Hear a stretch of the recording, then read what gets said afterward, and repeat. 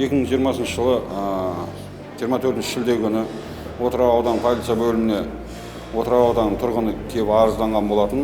Ол арызында жаңа 19 жасар қызы жоғалып кеткен бойынша жазып көрсеткен. Сұрастыру барысында ол Шәуілдір ауданына емханаға барам деп айтып кеткен, алайда ол жерде болмаған. Полиция қызметкерлерінің жұмыс нәтижесімен Алматы қаласында болуы мүмкін деген ақпаратпен полиция қызметкерлері іс-сапарға шықты.